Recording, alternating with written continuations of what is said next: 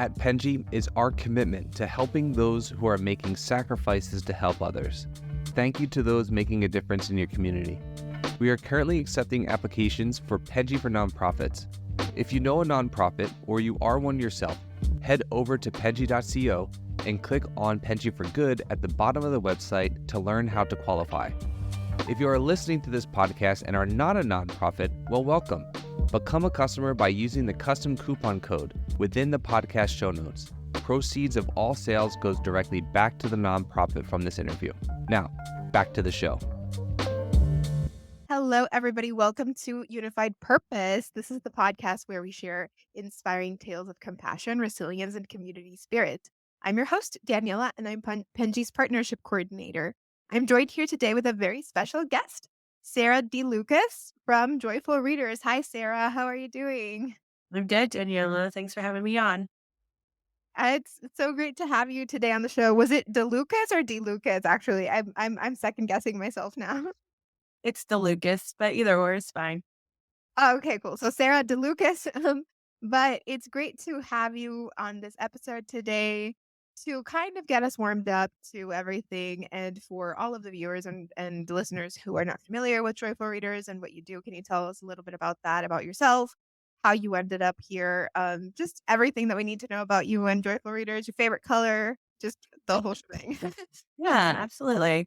Yeah, Joyful Readers is a local nonprofit that's based here in Philadelphia. I believe Penji is also based in Philadelphia as well. So Yes. yeah, the best city in the world. Can't wait to go party on the parade route tomorrow. But yeah, Joyful Readers is a local nonprofit here in Philadelphia. We're about 3 years old, so we're fairly young.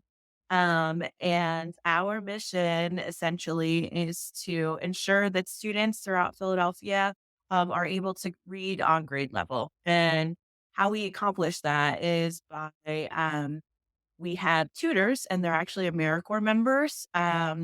We deploy AmeriCorps members that are tutors that work full time in Philadelphia public schools Monday through Friday and provide intensive reading tutoring to K-3 students, specifically the K-3 students that need it the most. So this year, Joyful Readers has a cohort of 48 tutors, which is great. We keep growing year over year. And we are partnered with 18 Philadelphia public schools.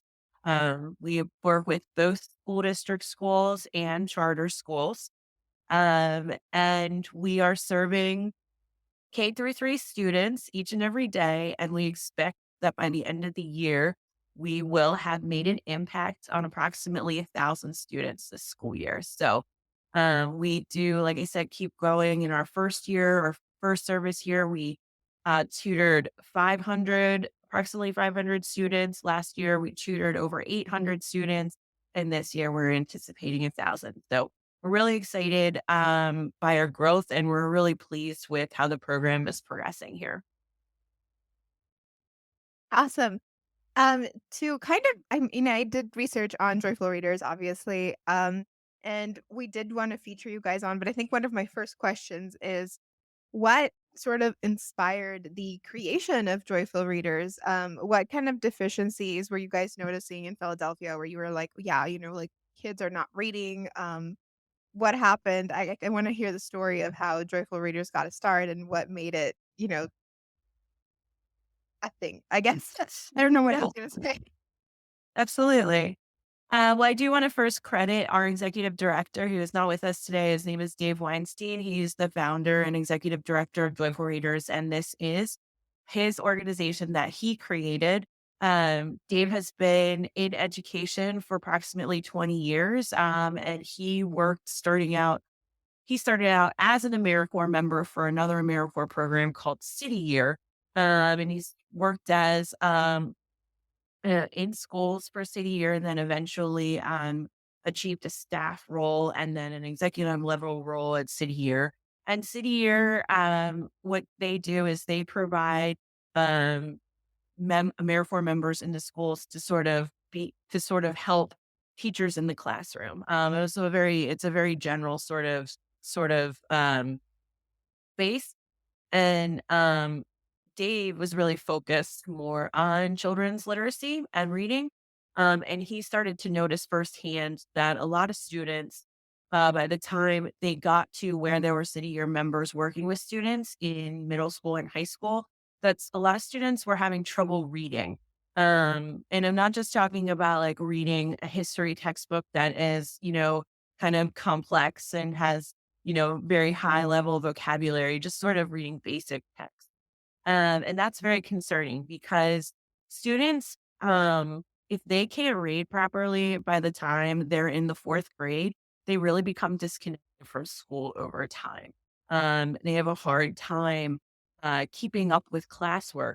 A lot of times, what we say is that students spend the first part of their education learning to read, and then the second part of their education reading to learn. And so, reading skills are absolutely critical in order to continue on through high school and beyond. And so when kids don't have the ability to read, um, they will drop out of school. They won't go on to post secondary school. They don't get great jobs and when they are adults. And so this is such a critical skill, and it's something that is really, really important that all of our students here in Philadelphia and across the nation are able to read. I will say that literacy in this country, we are struggling. And this isn't a problem that is unique to Philadelphia, but most current state assessments put Philadelphia students only about 35%, as of 2024, 35% of third graders are able to read on grade level. And that is an astounding statistic. The problem being is that, well, that's 35% across the board. Unfortunately, Black and Latinx students have an even harder time. Their rates are closer to 20 to 22%, as opposed to 50% for their white peers. So um, there is an equity issue at hand here, and Joyful Readers is here to address that. We want to make sure that everybody, no matter your circumstance in life, no matter where you're from, no matter who you are, that you are able to master this power of reading. Because without it, your chances of having a success down the road are greatly diminished. Cool. I think that that's really interesting. And I actually wanted to ask you because I think reading deficiencies can, I do agree with you that they do affect your learning process throughout your whole life if you don't sort of hone them in, like you said. Um, but do you guys have you guys found that there's a lot of kids with reading deficiencies that have, sort of other problems like dyslexia or ADHD or something, and I'm imagining that with, like, Latinx and, um, just minorities in general, that it's gonna be even harder to deal with because you're talking about people who probably don't have the budget to sort of train those type of skills. Like, I know that if you have like, if you're a dyslexic kid, you need a different kind of training in order to learn how to read and write. It's not that you can't do it. How do you guys approach that situation? Which because I'm imagining that you run into it a lot, but it's my guess. Feel free to correct me. Yeah, no, absolutely. I think there are a lot of students out there that struggle to read, and whether they're dyslexic or not, or have other disabilities, um, that could, when students don't have English as their primary language, is also a struggle, creates a struggle to read. And so, what this tutoring that we do provides is actually just such very individualized intervention for these students. So, um, each tutor has a caseload of approximately 20 students, and they see those same students in pairs every single day. They work with those students in half-hour increments, and they provide for them the individual attention that they need. A lot of times, like you said, students are coming at this from all different walks of life, right? All different kinds of circumstances. And so, and it's really hard for our teachers to kind of provide that individualized support to every student that needs it. And so that's where tutoring really comes in. Our program is based on high dosage tutoring that has been found to be a very effective intervention for students, not just in reading, but also in math.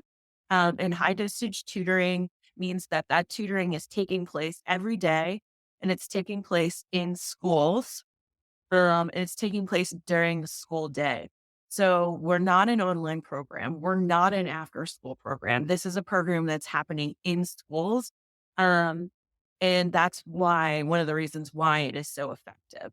The other point I want to bring up is that a lot of people, when they realize that their child is struggling to read, a lot of people will throw money at that problem by hiring their own private tutor for that student, for their child. But not every family has those resources, especially here in Philadelphia, as we are the poorest big city. I'm sure you've heard that many times over in the United States. A lot of our families can't afford individualized tutoring for their student when their student is struggling. And so Before Readers is here to sort of to provide that for students that need it.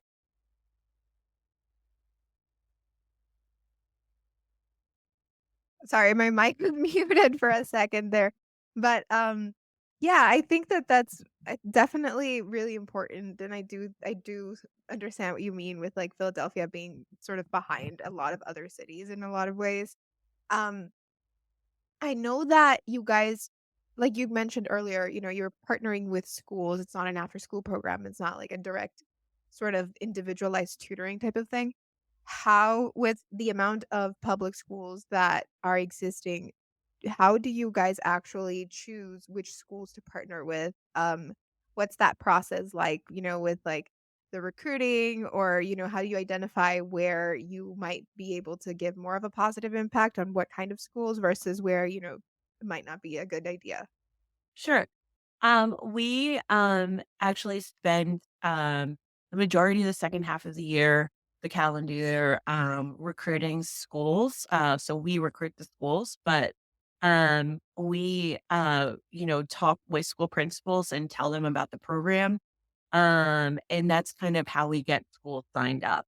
And we do, like I said, work with both Philadelphia school district of Philadelphia schools, and then we also work with charter schools.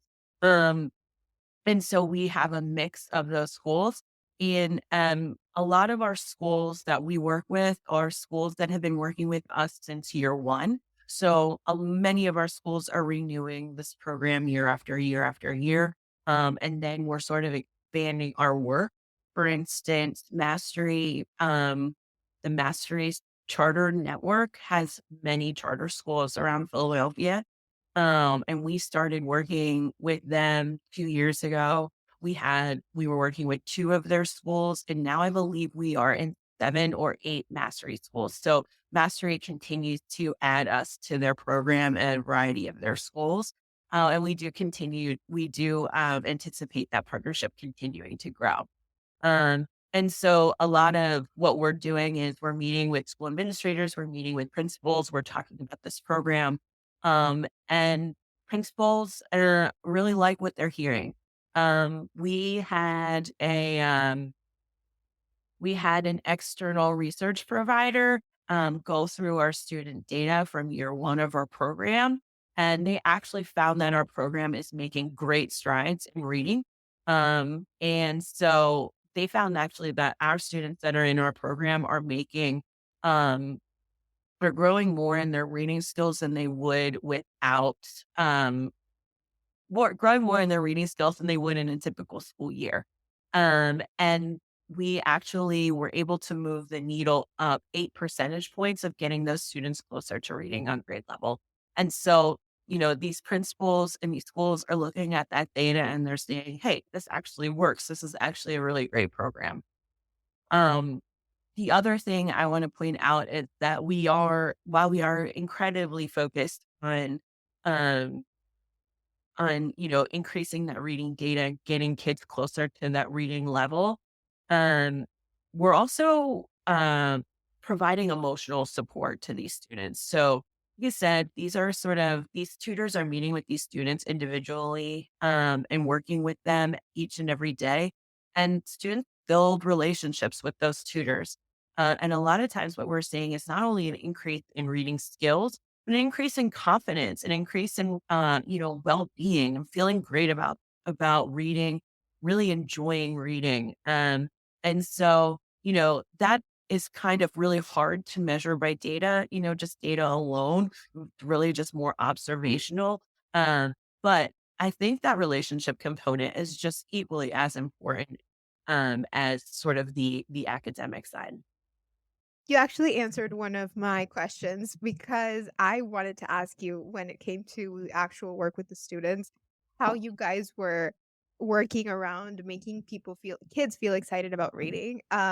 So you kind of just like started to answer that, but feel free to sort of elaborate. I'm going to ask you anyways again. Um, I feel like, we're living in a time where not only are we seeing, I guess, deficiencies in like like teaching and stuff like that, but it's also a time where I think people have in general, not just children, but just like humans as humans, we're less inclined to read. With like short form video being just all the rage, just the existence of iPads and TV shows and like, the iPad kid term and all of that. And I feel like just reading in children is a lot less incentivized, and children are just less likely to want to read when they can just watch a YouTube video. Um, and I'm imagining that these challenges of like short attention spans, not wanting to sort of put effort into reading a book, um, or being excited about reading is probably a huge roadblock when it comes to working with children like this to like because I did do feel like it's an important part, right, of like making them engaged, is that they need to be interested in it so that they can get better. So you kind of started to answer it, but I do want to hear more about that because I think it's really interesting how you're able to get kids to actually be excited about reading with the world that we're sort of living in. And I also think like a kid that's also feels like reading is difficult for them is so much more likely to be discouraged from reading because they feel like it's not even something that they're good at, right? Yeah, and I do want to point out that a lot of that is sort of anecdotal. I think though what I think it's not I think once children master the skill to be able to read, they will engage with books. And so I think a lot of that really does kind of come down to their confidence. Every year we have what's called our Young Reader of the Year Awards, and it takes place at the end of the school year in the spring. And what that event does is it celebrates and recognizes the achievements of four of the students from the cohort from the year who have made incredible progress in their reading. And how we narrow that down to four is we ask each of our tutors to submit a nomination for one of their students where they can sort of talk about the growth and progress of that student. And I read every single nomination that was submitted last year. We had about 35 submitted last year, and I read every single one. And I can tell you that the through line of every single one of those nominations was that student gained the confidence that they needed to be able to be successful at reading. Um, because if you can't read, it is frustrating. It is a chore. It is uncomfortable. You don't feel great about it. It's not something you want to do. A lot of our tutors, when they start tutoring their students, talk about how these students don't pay attention. They're fidgeting. They want to get up. They're acting out. They're crying. They don't like it. They don't want to do it but I think that all comes down to the fact that they just aren't great readers and they feel like, oh, this is another program where I'm just not going to be successful at it and I'm not going to be good at it and I don't want to do it. But then every single time, you know, what we're seeing are students that once they start to get these skills down and they actually realize and recognize that they're able to read, they're doing it, and they start to really enjoy it and they get the confidence that really gets them engaged in reading. And so I think when you are seeing people that aren't engaging in books or maybe aren't reading, whether they're a child or a grown up, you have to kind of maybe step back and think, hey, did that person get the appropriate training and instruction that they needed to become successful and confident readers so that they can continue to engage in reading both not just for professional things or getting through life, but also as a leisure activity, as something that, takes you out of your current state and puts you in a wonderful story. So, I think that's kind of the through line there. Yeah, no, I totally agree. I think like enjoying reading is probably one of the most important things to I think reading is also one of the best ways to learn about culture. I don't know. I feel that's a great way to sort of grow and become more not more intelligent, maybe more just prepared for life. um but I also wanted to ask you, Sarah, because I think, you're working with children and I think there's probably so much involvement with parents, even though I guess you're partnering directly with schools. I can imagine that when you are talking to parents, like parents seeing their kids being a part of this program is a huge part of it. How does that sort of affect the way that you interact with children or like the way that Joyful Readers interacts with children? Because I feel like every parent is sort of a different world and it has a different concern, a different approach to how they manage their kids. Do you handle parents who don't think that reading is important? Do you handle parents who are like who think that it's too important, or what's the situation there? Yeah, I mean, we partner with schools, and schools really do the best to protect the privacy of their students. And so we don't really have that direct access to parents that you're kind of talking about. Um, and so, we are working with students in the school during the school day. Parents know that their student is enrolled in this program, but we really don't have direct access to parents. Parents are coming to the school if they have any concerns or comments or feedback about how their child is doing. And, so far, we do survey our schools, at the end of every year. And the school feedback has been very positive for the past 3 years. They either agree or strongly agree that the program is working. And so that to me signaled that if the schools are satisfied, they're the ones that are getting that kind of feedback from the parents, then the parents must also be satisfied. We do have several community events where we invite the parents of our students to attend. Our largest one is our MLK Day of Service, where we work with one of our partner schools, and we put on a whole host of service projects. We paint murals, we organize classrooms, we assemble literacy kits. And so that's sort of the opportunity for parents to come on out and get to know Joyful Readers and be involved in the sort of be involved in that event. Um, and so that's been pretty successful.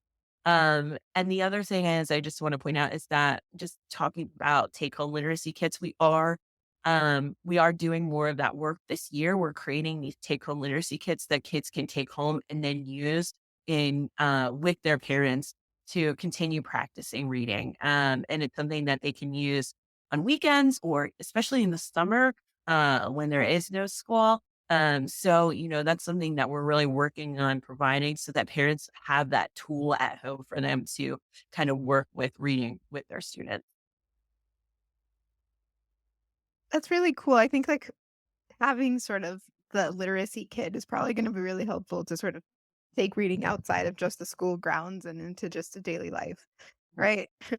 Yeah. And it's like a fun and engaging sort of game you do with your kid. So, It's also bonding, so that's like another plus, I guess.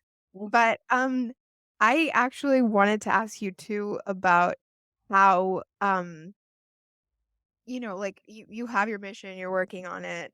How do you involve, I guess, or how has technology been involved in this whole thing? I think like, just in general with the rise of AI and just technology in general, it really has changed a lot of different things. And I think the way that we interact with reading is very new. Um, how have you guys sort of adapted to all of these changes, and how do you envision them, like, affecting or changing things for you in the future? yeah, absolutely. I mean, I think we use technology. Our tutors use technology to sort of track their progress with their students. It's a program. It's called Pearl, and it's a tutoring software that they sort of track everything, their lessons, their, what they're working on with each of their students. It tracks their student progress. But as far as the actual tutoring work goes, it's very, very analog. We use a curriculum called Wilson's Foundations, and it is a kit. And it's a reading and writing kit, and it is very much like there's workbooks.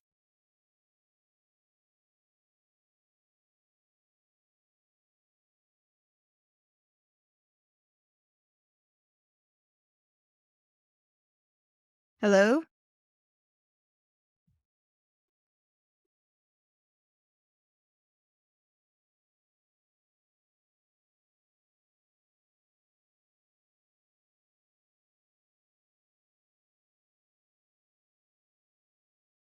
They have letter tile. They use a board, so it's very they're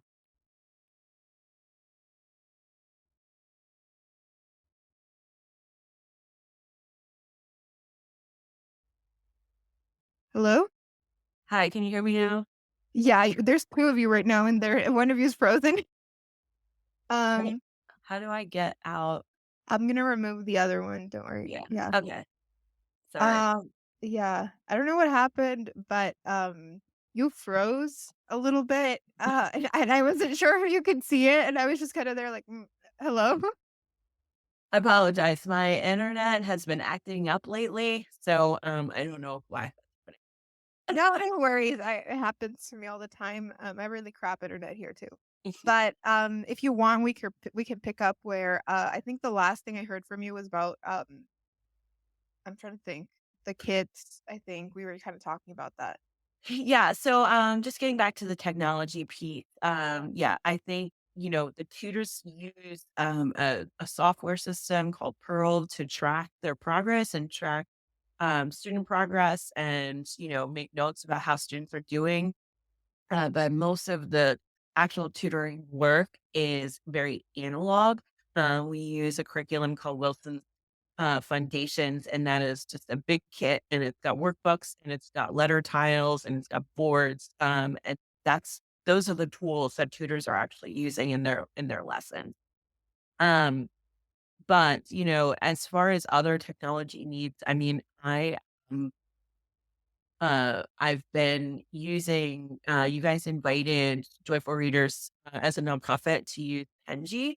And we found that to be very helpful in, you know, for a lot of our graphic design needs. I think I mentioned earlier that our big event of the year was our Young Reader of the Year Awards. And through Penji, our subscription to Penji, we were able to produce some really fantastic materials from like our signage, our sponsorship brochures, everything like that. So it's great. That's awesome. Yes, everybody listening, subscribe to Penji. Um, but I think like that's a great note to end this on. It's been so great to have you on the podcast today, Sarah. But before we finish the episode, if anything that we spoke about today resonated with our audience, if somebody would want to donate, help out, volunteer, whatever it is that you would like to plug, if there's anything, the floor is yours and to tell them where to find you and what to do. Yeah, absolutely. Our web address is joyfulreaders.org. If you'd like to support us, there's a big donate button in the right hand corner. We will also be starting to publicize our Young Reader of the Year awards. They're happening on Thursday, May 1st. And if you just head to our website very shortly, there'll be a link up there where you can register to attend. It's free for all community members. They're free tickets. We don't charge for our tickets. We're really just we really want to continue to grow our base of supporters. When I mentioned early on in the program, we're a fairly young nonprofit. And so anything we can do to kind of bring people out to our events, all of our events are free. And it's a great way to learn about Joyful Readers and get involved with our work. And we're also on social media on LinkedIn, Instagram, and Facebook. So I highly suggest you start following us along. And that doesn't cost anything. Pretty free thing to do. And then you'll stay in the loop. on all the exciting things that we're doing here for children in Philadelphia. Awesome. Yeah, and then we'll be adding the links to all of this in the description of the video so that people can just easily click on them. Um, we're very happy to support Philadelphia nonprofits as a Philadelphia or not organization, company ourselves. So very happy to have you today on the show, Sarah, and everybody go help them out. Thank you so much, Danielle. I really appreciate the opportunity to talk to you today. Thank you so much. I had a lot of fun. Guys, I will see you on the next episode. You've been listening to Unified Purpose, brought to you by Penji. Check out the show notes to learn more about today's guest. And to learn more about Penji, the human-first creative subscription service, head over to penji.co. And by the way, if you're still listening, it would mean the absolute world to us if you were to share this podcast with a friend and, of course, subscribe.